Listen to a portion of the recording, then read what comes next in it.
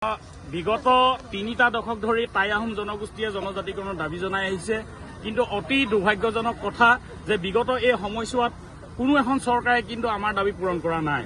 আৰু সেইকাৰণে আমি শেহতীয়াকৈ তীব্ৰ গতিত আমি ৰাজপথত নামিবলগীয়া হৈছে।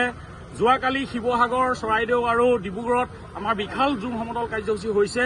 আমি ২৫ নৱেম্বৰলৈ আশাৰে বাট চাই আছো। ২৫ নৱেম্বৰত অসমৰ মুখ্যমন্ত্ৰীগৰাকীয়ে আনুষ্ঠানিকভাৱে প্ৰকাশ কৰিছে যে কেন্দ্ৰলৈ মন্ত্ৰীগোটৰ যি চূড়ান্ত প্ৰতিবেদন পঠাবলগীয়া আছে, এই প্ৰতিবেদন অসম বিধানসভাত আলোচনা কৰা হ'ব।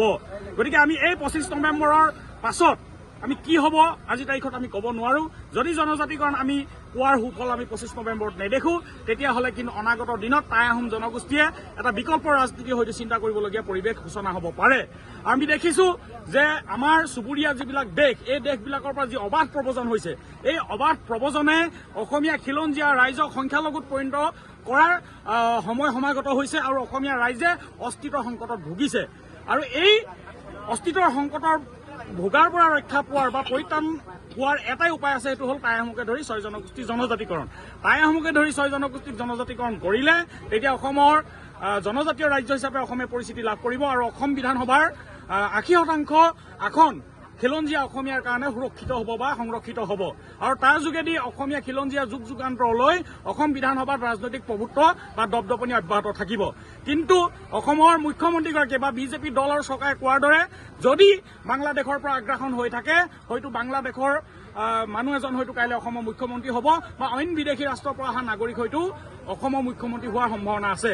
গতিকে আমি আহ্বান জনাইছো যে অসমৰ খিলঞ্জীয়া প্ৰত্যেকটো জাতি জনগোষ্ঠীৰ সুৰক্ষাৰ স্বাৰ্থত আমাৰ যাতে ৬ জনগোষ্ঠীৰ জনজাতিকৰণ চৰকাৰে কৰি দিয়ে। আৰু আমাৰ এই সংগ্ৰাম কোনো জনজাতিৰ বিৰুদ্ধে নহয়, কোনো ৰাজনৈতিক দলৰ বিৰুদ্ধে নহয়, কোনো চৰকাৰৰ বিৰুদ্ধে নহয়। এই সংগ্ৰাম আমাৰ অসমৰ খিলঞ্জীয়া প্ৰত্যেকটো জাতি জনগোষ্ঠী সুৰক্ষিত কৰাৰ আমাৰ এখন সংগ্ৰাম। এইখন চাওলুং চুকাফাৰ দেশ, এইখন শংকৰ মাধৱৰ দেশ।